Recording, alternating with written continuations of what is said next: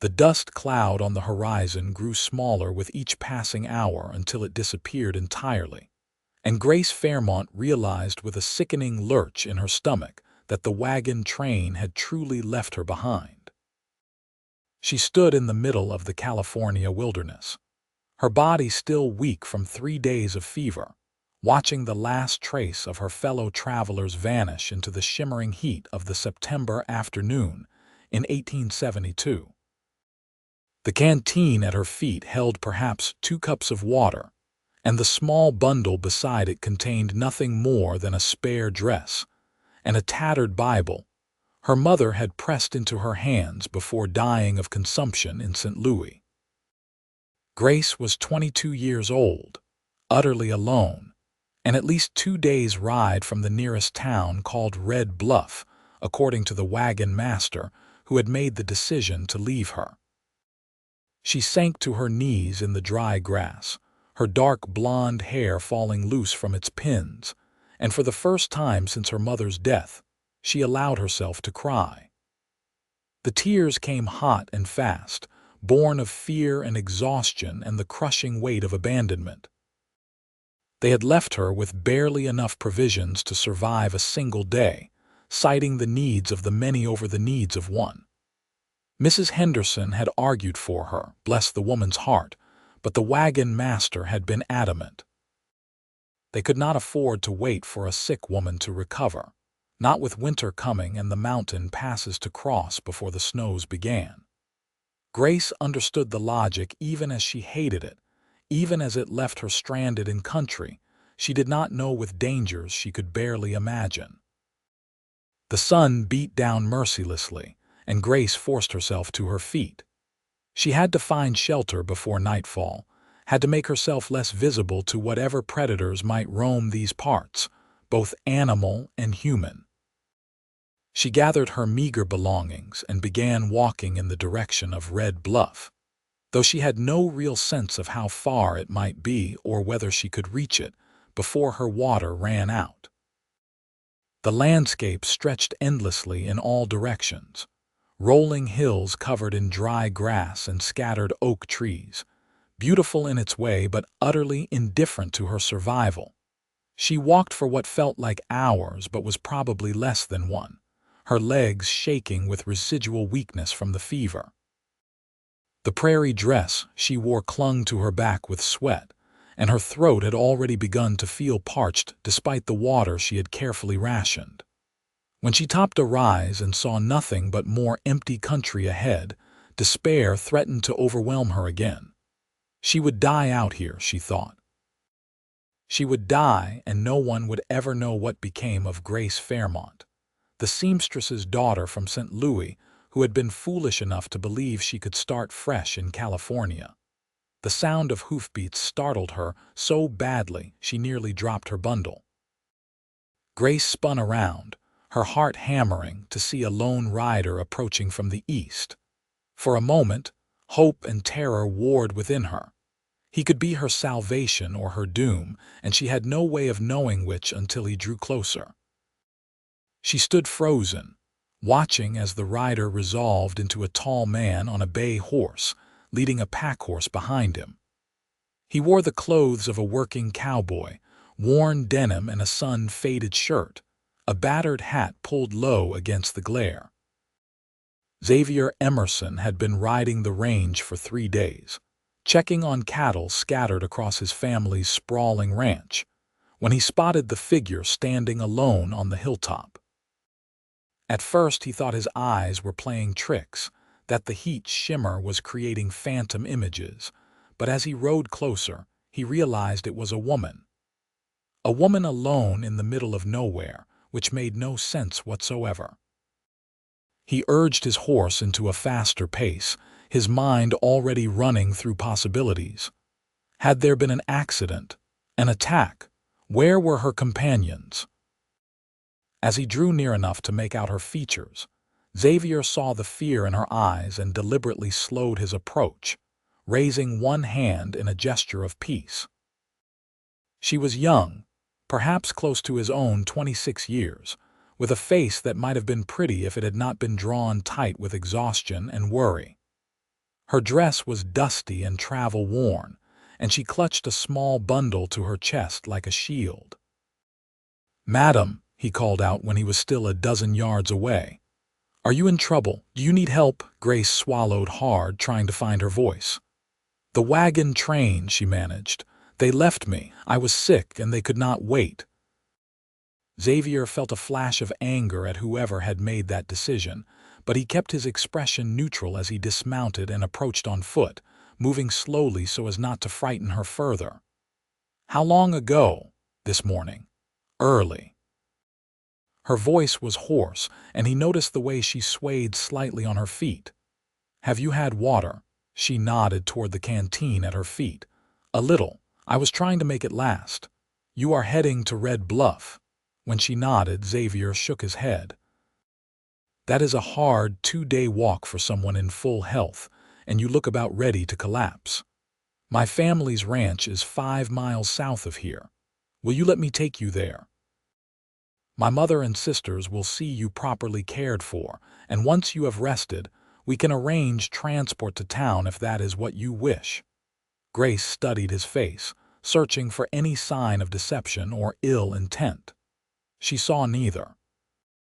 His eyes were a warm brown, honest and direct, and his manner was respectful despite her vulnerable position. She had no real choice, she realized. Her chances of survival alone were slim to none. "I would be grateful," she said quietly. "Thank you." Xavier smiled, and it transformed his weathered face into something approaching handsome. "Then let us get you out of this heat. Can you ride?" "I have never tried." "You will ride with me then. It is not proper perhaps, but propriety matters less than getting you somewhere safe." He whistled, and his horse ambled over. With efficient movements, Xavier secured her bundle to his pack horse, then turned to help her mount. His hands were gentle but sure as he lifted her into the saddle, and Grace felt the strength in them, the calluses that spoke of hard work. He swung up behind her, one arm coming around her waist to steady her, and clucked to the horse. Grace tensed at the intimacy of the position, but exhaustion soon overcame her discomfort. As they rode, she found herself relaxing against his solid presence, her head beginning to nod despite her best efforts to stay alert. "Sleep if you need to," Xavier said softly near her ear. "I have got you. You are safe now." And perhaps it was the fever still lingering in her system. Or perhaps it was simply that she had no reserves left, but Grace allowed her eyes to close. She drifted in and out of consciousness as the horse carried them across the landscape, vaguely aware of the man behind her adjusting his hold whenever she started to slip, his voice murmuring reassurances. She woke more fully when the horse stopped, and opened her eyes to see a sprawling ranch house built of wood and stone, with several outbuildings scattered around it. Chickens pecked in the yard, and she could hear cattle lowing in the distance. A woman emerged from the house, shading her eyes against the sun, followed by 2 younger women. "Xavier," the older woman called. "What have you found?" "Her wagon train abandoned her, Ma," Xavier called back. "She has been sick and needs rest and care." He dismounted and reached up to lift Grace down, catching her easily when her legs nearly gave out beneath her. The older woman, who Grace assumed was his mother, hurried over with a concerned expression. "You poor dear," she said, taking in Grace's bedraggled state. "Come inside at once. Sarah, draw some water for a bath. Margaret, prepare the guest room." The 2 younger women, clearly Xavier's sisters, rushed to obey. Grace found herself being gently but firmly guided into the house, the cool dimness inside a blessed relief after hours in the sun. Mrs. Emerson kept up a steady stream of reassuring chatter as she led Grace to a bedroom, asking questions about her health and circumstances in a way that felt caring rather than intrusive. Within an hour, Grace had bathed, changed into a borrowed nightgown that belonged to one of the sisters, and been tucked into a comfortable bed with strict instructions to rest. A bowl of broth sat on the bedside table, though she had managed only a few sips before exhaustion claimed her completely. As she drifted off to sleep in a real bed for the first time in weeks, she heard Mrs. Emerson's voice in the hallway speaking to Xavier. "That poor child could have died out there." "I know, Ma." Xavier's voice was grim. "What kind of people leave a sick woman alone in the wilderness?" "Frightened people, I expect. People who put their own survival first." Mrs. Emerson sighed. "Well, she is safe now. We shall see her properly recovered before we worry about what comes next." Grace slept through the rest of that day and the entire night, waking only when morning sun streamed through the window. For a moment she was disoriented, unable to place where she was, and then memory returned. She was at the Emerson ranch, rescued by a cowboy named Xavier who had found her on the verge of collapse. A soft knock on the door was followed by one of the sisters poking her head in. "Oh, you are awake. I am Margaret. How are you feeling?" "Better," Grace said, surprised to find it was true. The sleep had done her good, and though she still felt weak, the feverish confusion had cleared. "Much better, thank you." "Wonderful. Mother says you should rest another day at least, but if you feel up to joining us for breakfast, we would love the company." Margaret's smile was warm and genuine. "Sarah and I so rarely have another young woman to talk to. We are rather isolated out here." Grace found she was hungry, truly hungry for the first time since falling ill, and she accepted the offer. Margaret helped her dress in another borrowed dress, this one a simple blue cotton that fit reasonably well, and led her to the dining room where the family was gathering for the morning meal. Xavier stood when she entered, his mother and other sister doing likewise. In the morning light, Grace got her first good look at the man who had saved her life. He was tall and broad-shouldered, with sun-bronzed skin and dark hair that wanted to curl despite being cut short. His face was strong-featured, with lines around his eyes that spoke of a man who spent his time outdoors, squinting into the sun. When he met her gaze, she saw again that same honest warmth she had noticed yesterday. "Miss Fairmont," he said with a slight nod. "I am glad to see you looking recovered." "Thanks to you," Grace replied. "I owe you my life, Mr. Emerson. I do not know how to repay such a debt." "There is no debt," he said firmly. "Any decent person would have done the same." His mother, Elizabeth Emerson, ushered Grace to a seat and began serving breakfast with the help of her daughters. The food was simple but plentiful: eggs and bacon and fresh bread with butter and jam, and Grace ate with an appetite she had not felt in weeks. As the family talked and joked around her, she felt something tight in her chest begin to ease. These were good people, she realized. Kind people who had taken her in without question or expectation of payment. Over the next several days, Grace's strength gradually returned. She spent her time helping Mrs. Emerson and the girls with household tasks, insisting on making herself useful rather than simply accepting their charity. She learned that the Emerson family had been ranching in California for nearly 20 years, having come west from Texas in the early 1850s.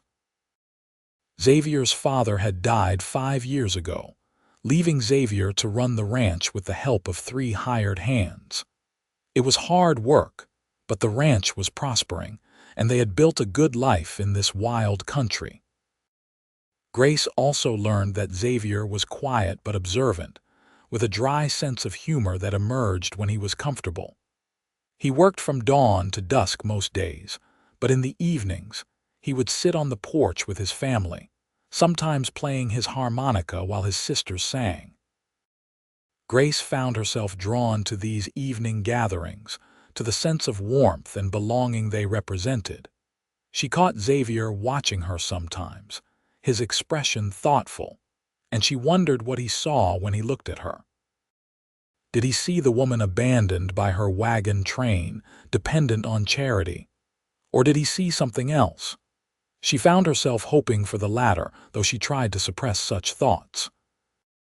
She had no claim on Xavier Emerson beyond gratitude, and he had given no indication his interest in her was anything more than Christian kindness.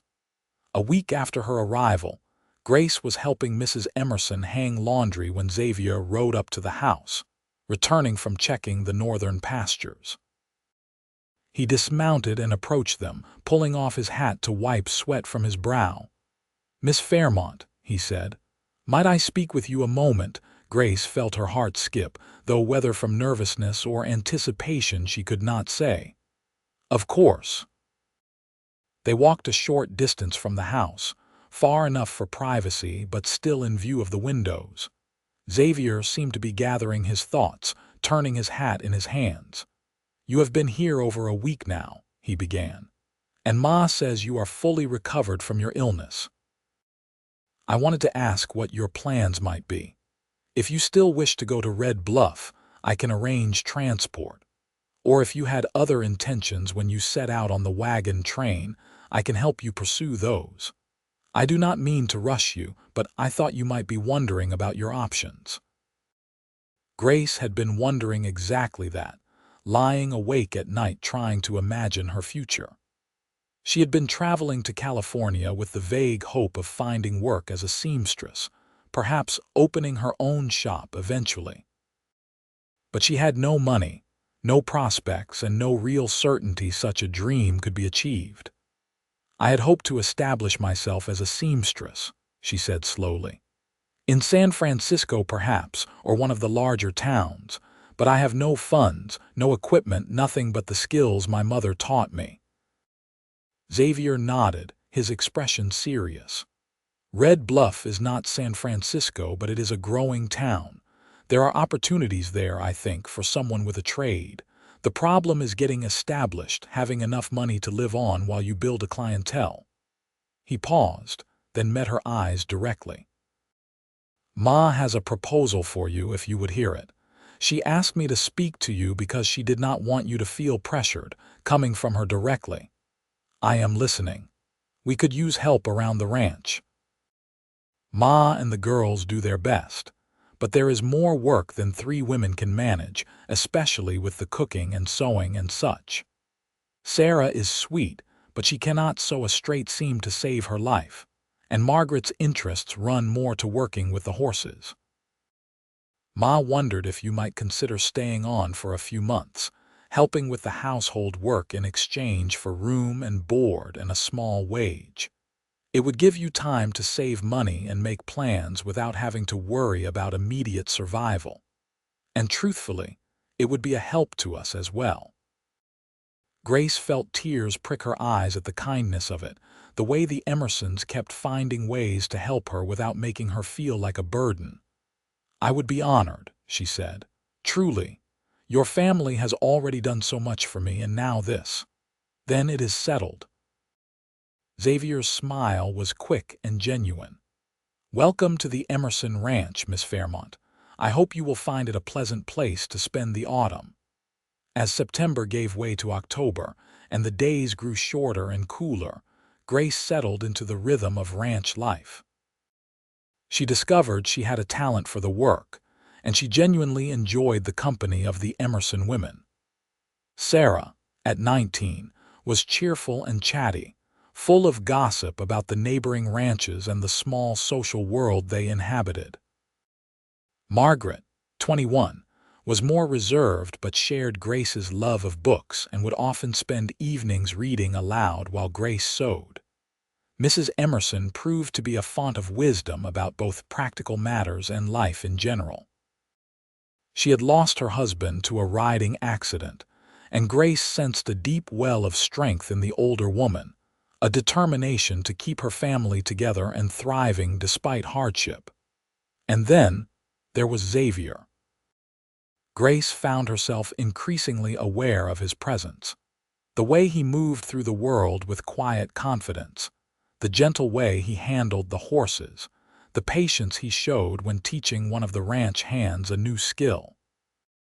She noticed the way his face would light up when he came in for dinner and found his favorite meal waiting, the way he always thanked his mother and sisters, and now Grace for the work they did to keep the household running. She noticed, too, the way he seemed to find excuses to seek her out, to ask her opinion on small matters or to show her some aspect of the ranch. One afternoon in late October, he invited her to ride out with him to see the autumn colors in the hills, and Grace accepted eagerly despite her inexperience with horses. Xavier saddled a gentle mare for her and spent an hour patiently teaching her the basics of riding before they set out. His hands were sure as he adjusted her stirrups, his voice calm as he explained how to guide the horse. Grace tried to focus on his instructions rather than the warmth of his touch or the way her stomach fluttered when he smiled at her. They rode into the hills at an easy pace, Xavier keeping his horse close to hers in case she had trouble. The landscape had transformed with the cooling weather, the grass turning golden, the oak trees showing touches of amber and rust. It was beautiful in a way that made Grace's chest ache, so different from the crowded streets of St. Louis. "This is my favorite time of year," Xavier said as they paused on a hilltop overlooking the valley. "Everything is winding down, preparing for winter. There is a peacefulness to it." "It is beautiful," Grace agreed. "I never imagined country like this existed. In the city we only had small parks, nothing wild or open." "Do you miss it?" "The city," Grace considered the question. "I miss my mother, but the city itself? No. There was nothing left for me there after she died. No family, no prospects. That is why I joined the wagon train, hoping to start fresh somewhere new." She paused, then added softly, "I never imagined fresh would mean this, though. Your family's kindness, this place. It feels like more than I deserve." Xavier turned in his saddle to look at her directly. "You deserve kindness, Grace. You deserve a place to belong and people who care about you. What those folks did, leaving you behind, that was wrong. But maybe," he hesitated, then continued, "maybe it happened for a reason. Maybe you were meant to end up here." There was something in his voice, in the way he looked at her, that made Grace's breath catch. Before she could respond, a rabbit burst from the brush nearby, startling her mare. The horse shied, and Grace lost her balance, tumbling from the saddle with a small cry of alarm. She hit the ground hard, the breath knocked from her lungs, and for a moment she could only lie there, stunned. Then Xavier was beside her, having leapt from his own horse, his hands gentle as he checked her for injuries. "Grace, are you hurt? Can you move?" She managed to nod, then wince as pain shot through her ankle. "I think I twisted something." Xavier's jaw tightened with concern. Without asking permission, he scooped her into his arms and carried her to a shaded spot beneath an oak tree. He set her down carefully, then knelt to examine her ankle, his touch feather light as he checked for breaks. "It is swelling already," he said. "Not broken, I think, but you will need to stay off it for a few days." He looked up at her, and Grace saw genuine distress in his eyes. "I am sorry. I should not have taken you out riding so soon. This is my fault." "Xavier, no," Grace said, reaching out to touch his arm. "You could not have predicted the rabbit, and I wanted to come. Please do not blame yourself." He studied her face for a long moment, and something shifted in his expression. "I wanted you to come too," he said quietly.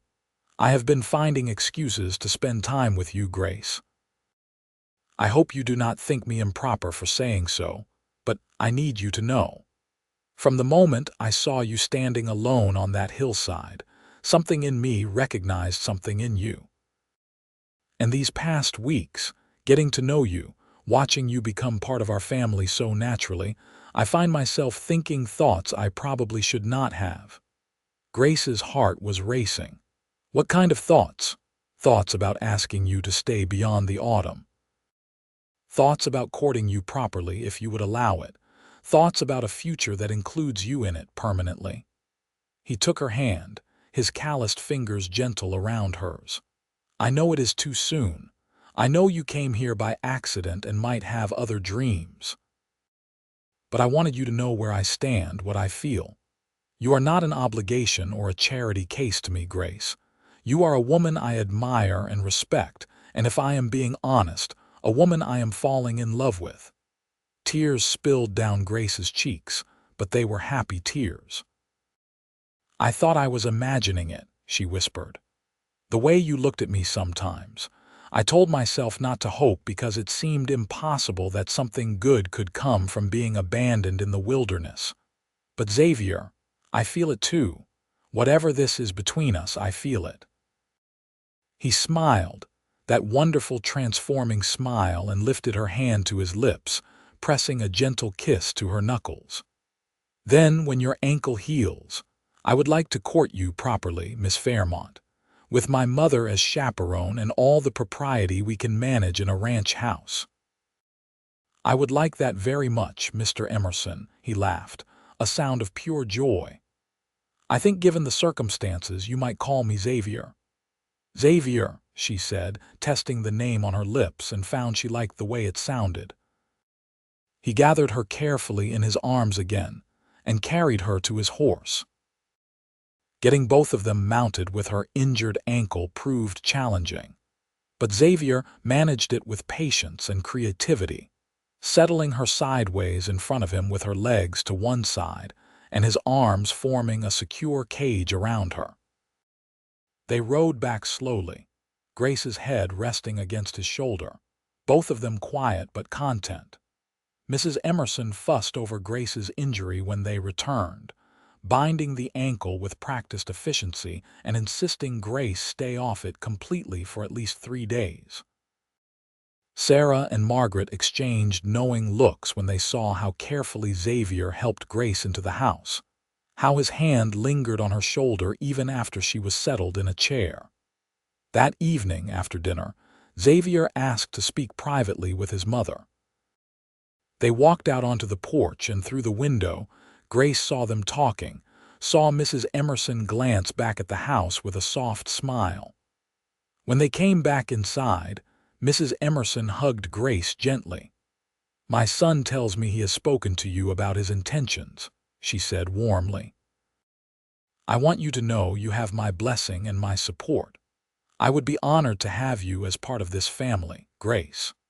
Over the following weeks, as Grace's ankle healed and autumn deepened into early winter, Xavier courted her with a sweetness that made her heart ache in the best possible way. He brought her wildflowers when he came in from the range. He sat beside her in the evenings, sometimes reading to her from books of poetry, sometimes just talking about his dreams for the ranch and asking about her life before the wagon train. He taught her to ride properly once her ankle had fully healed, spending patient hours in the corral until she felt confident in the saddle. They went on chaperone picnics with his sisters, took rides through the Golden Hills, attended a barn dance at a neighboring ranch where Xavier held her close as they waltzed and whispered that she was the prettiest woman there. Grace felt herself falling deeper in love with each passing day, not just with Xavier but with the life he represented, the possibility of belonging somewhere and to someone. In early December, as the first real cold snap settled over the valley, Xavier asked her to walk with him after dinner. They bundled in coats and walked out to the barn, where he showed her a project he had been working on. In the corner of the tack room, he had been building a wooden chest, and now it was finished, the lid carved with an intricate pattern of flowers and vines. "For you," he said. "For your hope chest, if you will have it, if you will have me." Grace turned to him, her eyes wide. "Xavier, are you asking what I think you are asking?" He took both her hands in his expression serious but hopeful. "Grace Fairmont, I know we have only known each other a few months, but I have never been more certain of anything in my life. You are the strongest, kindest, most beautiful woman I have ever met. You fit into my family like you were always meant to be here. You fit into my heart the same way. Will you marry me? Will you stay here not as our employee or our guest, but as my wife?" "Yes," Grace said, the word coming out as half laugh, half sob. "Yes, Xavier, I will marry you. I love you. I think I started loving you the moment you found me on that hillside and promised me I was safe." He pulled her into his arms, holding her close, and then he kissed her. It was her first kiss, and it was everything she had imagined and more, sweet and tender and full of promise. When they finally pulled apart, both of them were grinning like fools. "When I rode out that day and found you," Xavier said softly, "I thought I was just helping someone in trouble. I had no idea I was finding my future, the woman who would make my life complete. They left you behind, those people on the wagon train. But they left me the greatest treasure I could ever have asked for." Grace felt tears stream down her face, happy tears that she did not bother to wipe away. "I thought being left behind was the worst thing that could ever happen to me. I thought I would die alone in the wilderness. Instead, I found you. I found home." They told his family that evening, and the house erupted in celebration. Mrs. Emerson cried happy tears and immediately began planning the wedding. Sarah and Margaret hugged Grace and welcomed her as a sister in truth now, not just in affection. The ranch hands were told the next morning and offered their congratulations, clearly pleased that their boss had found happiness.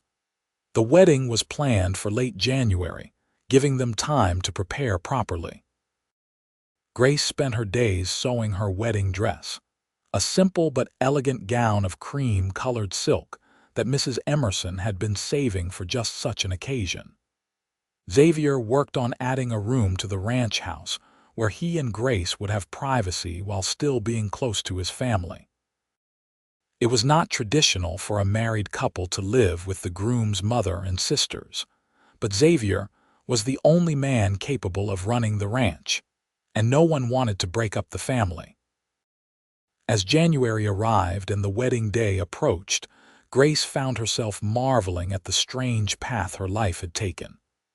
7 months ago, she had been in St. Louis, nursing her dying mother and wondering how she would survive alone. 4 months ago, she had been abandoned in the wilderness, certain she would die. And now she was preparing to marry a man she loved more than she had imagined possible, to become part of a family that had welcomed her with open arms, to build a life in this beautiful wild country. The wedding took place on a cold but clear Saturday afternoon in late January of 1873. The small church in Red Bluff was packed with neighboring ranchers and townspeople who had known the Emerson family for years. Grace walked down the aisle on Mrs. Emerson's arm, her dress rustling softly, her eyes fixed on Xavier where he stood at the altar in his best suit. He looked impossibly handsome, his face lit with joy as he watched her approach. The ceremony was simple but moving.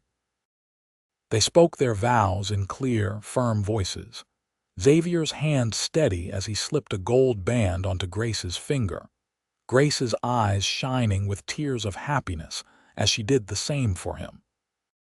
When the minister pronounced them husband and wife, Xavier kissed her tenderly, and the church erupted in applause and cheers. The celebration afterward at the ranch was rowdy and joyful, with food and music and dancing that lasted well into the evening. Grace danced with Xavier, with his ranch hands, with neighboring ranchers who welcomed her to the community. She was hugged and congratulated and made to feel that she was truly one of them now, no longer an outsider but a valued member of their small society. When the guests finally departed and the family retired to their rooms, Xavier led Grace to the addition he had built. It was modest but cozy, with a good stove for heat and a comfortable bed piled with quilts. He had even built her a cabinet for her sewing supplies and a small desk where she could work. "Your own space," he said softly, "for your projects. Ma says you have been talking about making quilts to sell in town, and I want you to have room to pursue that if it makes you happy." Grace turned to him, overwhelmed by his thoughtfulness. "You are the kindest man I have ever known," she whispered. "You make it easy," he replied, pulling her close. "You make everything better just by being in it." They lay together that night as husband and wife, and Grace discovered new dimensions of love and trust and intimacy. Xavier was gentle and patient, attentive to her inexperience, and by the time they finally fell asleep in each other's arms, Grace felt that her transformation from abandoned traveler to beloved wife was complete. The winter months passed in a haze of domestic happiness. Grace settled fully into her role as Xavier's wife and as a member of the Emerson household. She helped Mrs. Emerson with the cooking and cleaning, taught Sarah to sew properly, and spent long hours working on quilts and other projects that she began selling through a general store in Red Bluff.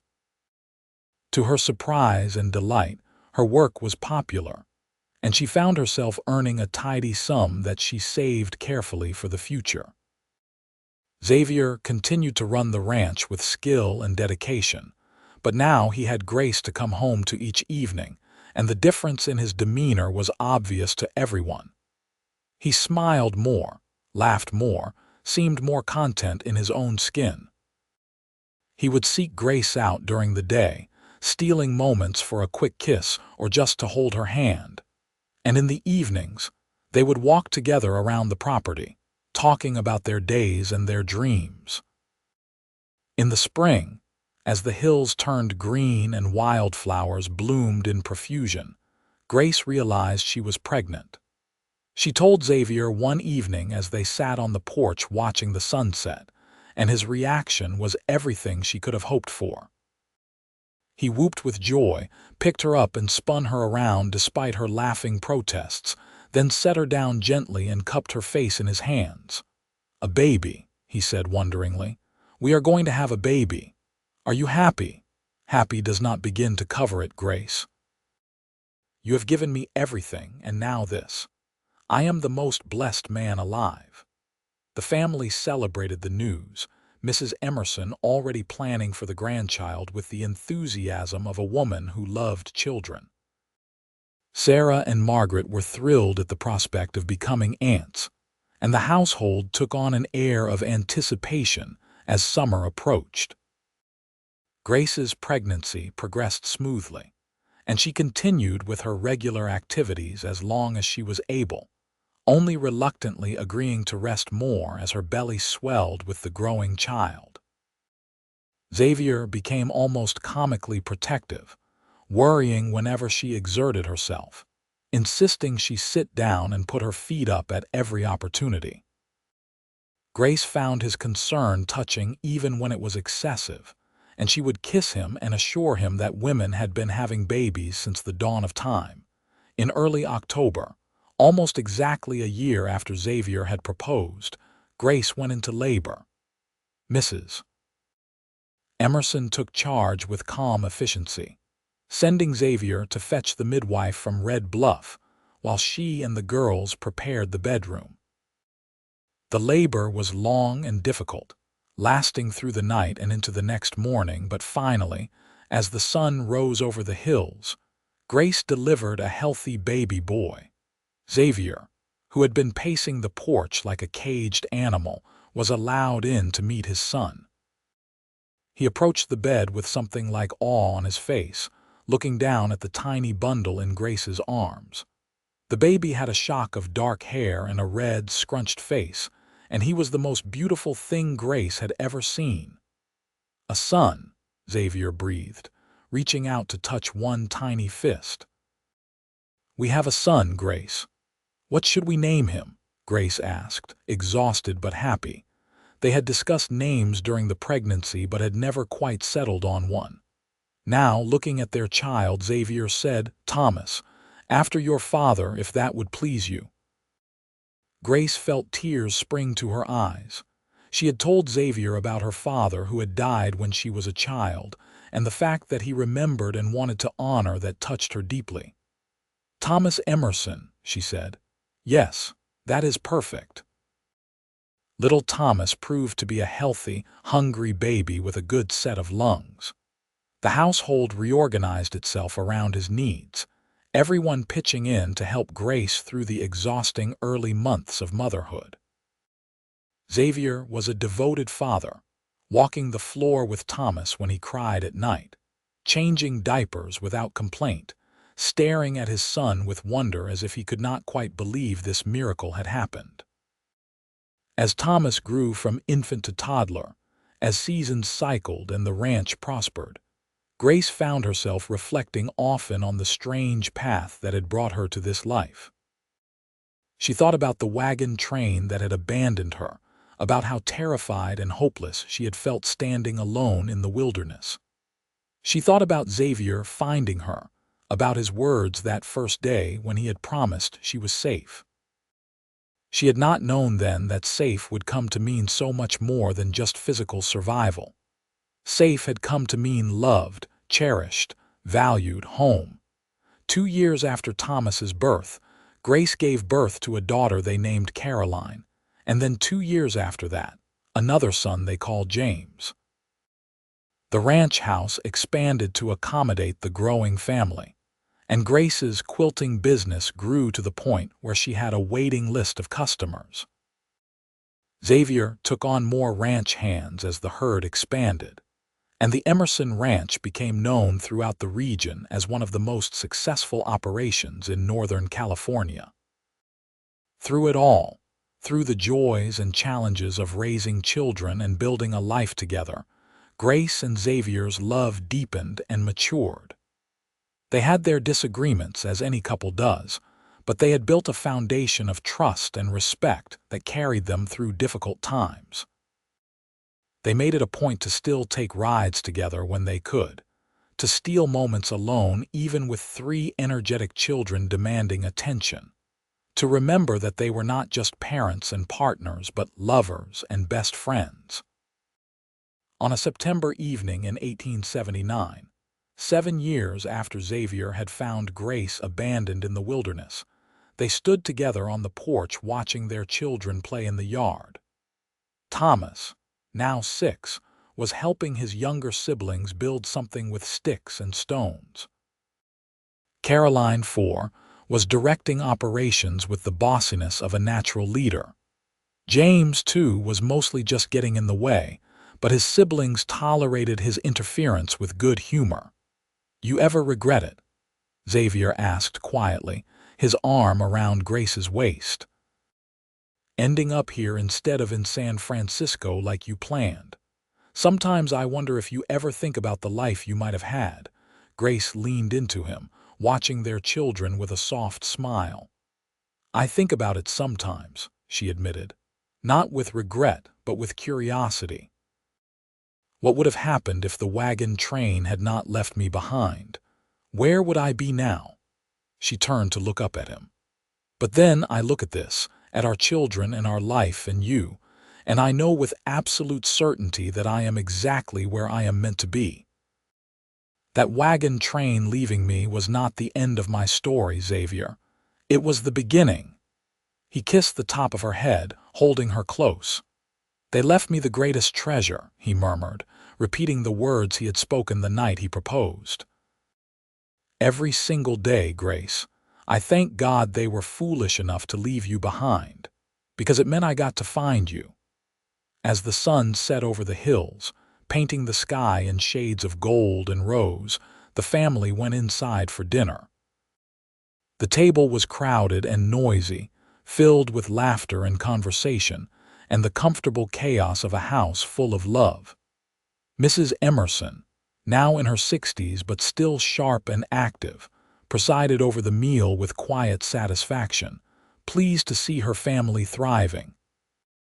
Sarah had married a neighboring rancher 2 years ago and often visited with her own small son. Margaret had surprised everyone by announcing her intention to become a teacher and had gone to San Francisco for training. Though she returned often to the ranch, she still considered home.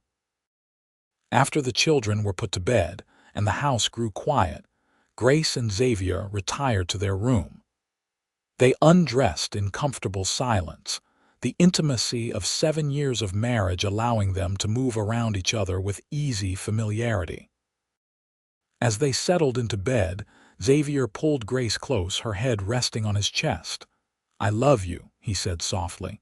"More today than yesterday, and I will love you more tomorrow than today." "I love you too," Grace replied, pressing a kiss to his chest. "Always and forever." They fell asleep that way, wrapped in each other's arms, secure in the knowledge that whatever challenges tomorrow might bring, they would face them together. The cowboy who had found a woman abandoned in the wilderness, and the woman who had found her home in his arms. The years continued to unfold with their mixture of joy and sorrow, triumph and challenge. The ranch saw good years and bad, seasons of plenty and seasons of drought. The children grew, Thomas showing an early aptitude for ranching and following his father around whenever possible, Caroline developing her mother's skill with a needle and her grandmother's head for business, James proving to be the scholar of the family with his love of books and learning. Grace expanded her quilting business, eventually teaching other women in the area and creating a small cooperative that sold their work throughout California. Xavier's reputation as a fair employer and skilled rancher grew, and he was often consulted by neighbors on matters of livestock and land management.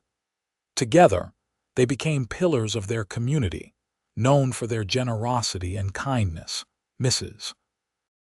Emerson lived to see her grandchildren grow into young adults before passing peacefully in her sleep at the age of 72. Her death was mourned deeply by the family, but she had lived a full and rich life, and she had died knowing her son was happy and her grandchildren were thriving. Grace had loved her mother-in-law deeply, and she made sure the woman's memory was honored and her wisdom passed down to the next generation.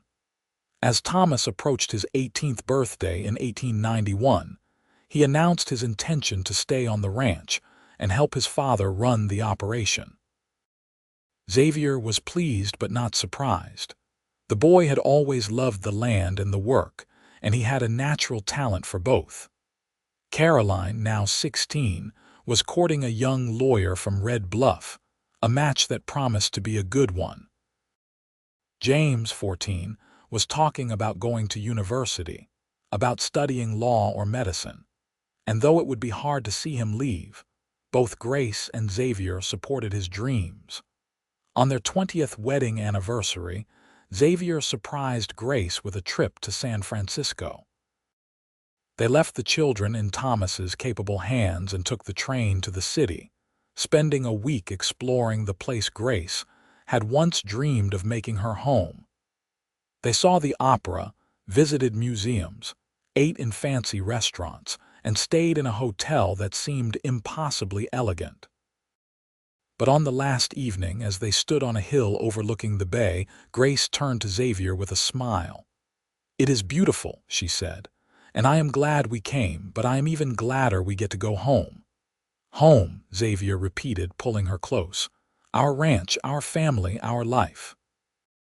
"Exactly," Grace said. "That is home. That is where I belong." They returned to the ranch to find everything running smoothly, the children proud of how well they had managed in their parents' absence. Thomas had handled a minor crisis with the cattle with skill and level-headedness. Caroline had kept the household running and even finished a quilt Grace had been working on. James had not burned down the house with his chemistry experiments, which everyone agreed was a victory. As the children grew into adults and began their own lives, the ranch house grew quieter but no less full of love. Thomas married a rancher's daughter from a neighboring spread and built his own house on the property, though he still worked the ranch with his father every day. Caroline married her lawyer and moved to Red Bluff, visiting often with her growing brood of children.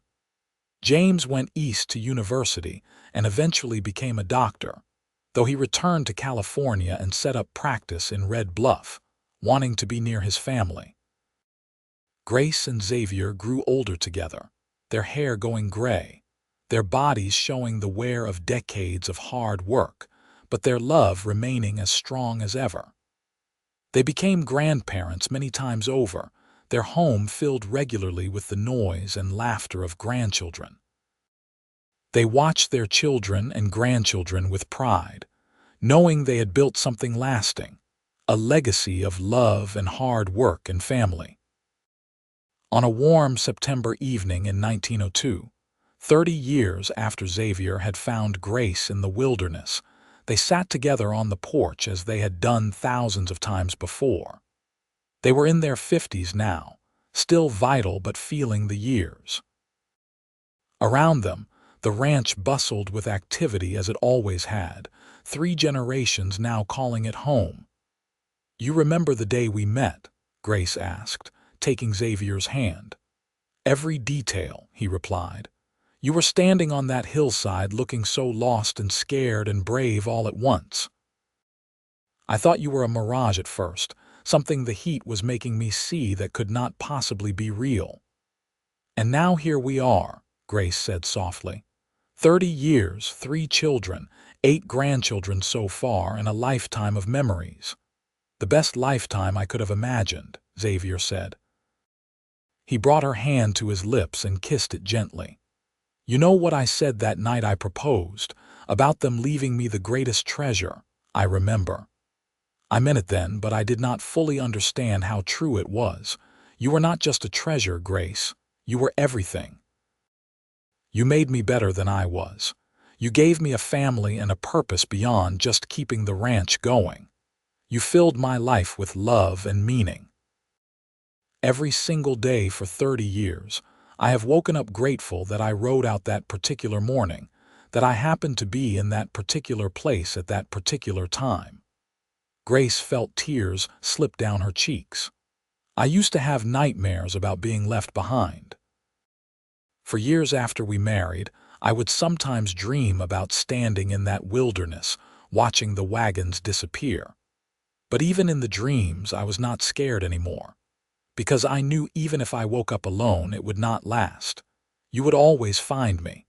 You would always bring me home."